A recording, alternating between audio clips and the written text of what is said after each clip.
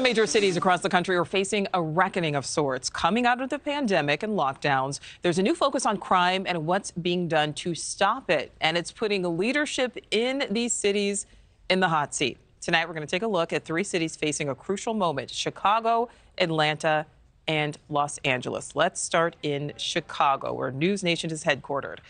The decision not to re-elect Mayor Lori Lightfoot, a race that became a referendum on her handling of crime. There is now a runoff.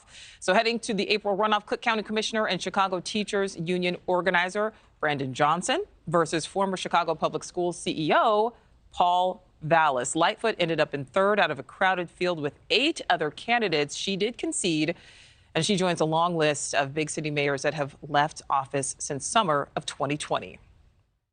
God bless this incredible city. It's been the honor of a lifetime to be mayor.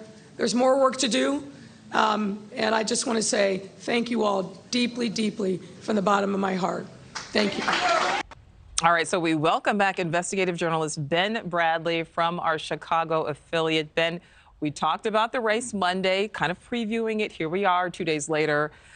Know some of the results. Paul Vallas got the most votes out of all the candidates. He got about 70,000 more than Brandon Johnson, but about 230,000 votes were split between those other 7 candidates. 9 candidates total on the ballot here. So that's a lot of votes that are now up for grabs. One of these candidates, either one of them maybe have an advantage. Well, it's interesting because Vallas is ahead initially, but if you take the progressive vote that went to other candidates, these 2 candidates, Brandon Johnson and Paul Vallas, are coming out of the gate here toward the runoff pretty even. What's going to be interesting to see is, where do Lori Lightfoot supporters go? Brandon Johnson works for the Chicago Teachers Union, no friend of Lori Lightfoot, but Paul Vallas and Lori Lightfoot have also come to blows over the years, mainly on the issue of policing, because Vallas has said that the mayor has gotten it wrong, that police need to be empowered in this city to take criminals off the street. Brandon Johnson has in the past talked about defunding the police. Now he's backtracked from that a bit, but this is a study in opposites. Yeah, and crime's such a major part of this election.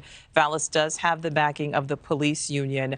And we know that the commissioner today in Chicago just stepped down. So that kind of adds another twist to what's going on here. This is Lori Lightfoot's handpicked police superintendent, who she brought in from Dallas, not even waiting for the mayor to leave City Hall. He announced just a short time ago that he's out in 2 weeks, going to take a job at a personal injury law firm.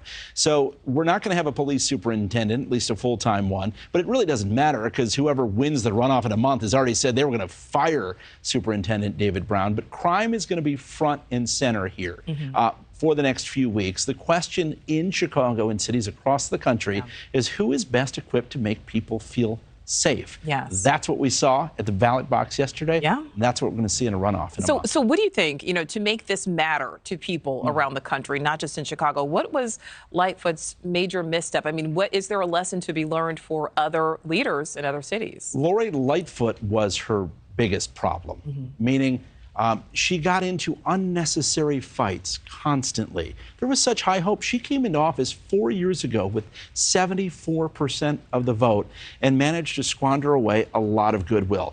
Going forward, the issue in Chicago is going to be the issue playing out across the country. And that is, are you going to pick a progressive who talks about defunding the police, who literally works for the teachers union, or are you going to pick a guy who says enough is enough? It's going to be a study in contrast, and you better believe they'll be watching it across the country. People are watching, and there's another thing I have to ask. I mean, because Lightfoot made history. She was the first Black woman mayor here in Chicago, the first openly gay mayor in Chicago history. But you also have to be blind, really, to not notice that in this election, in which she was a candidate, here she is up for re-election, the top vote getter is a straight white man. We're in a traditional liberal blue city. Is there something that we should be paying attention to here? And Nichole, not just a city, as you mentioned, but a city that for generations has been based in tribal politics, where Black residents vote for the Black candidate, Hispanic residents vote for the Hispanic candidate. Chuy Garcia, a well-known, well-liked congressman, did not pick up.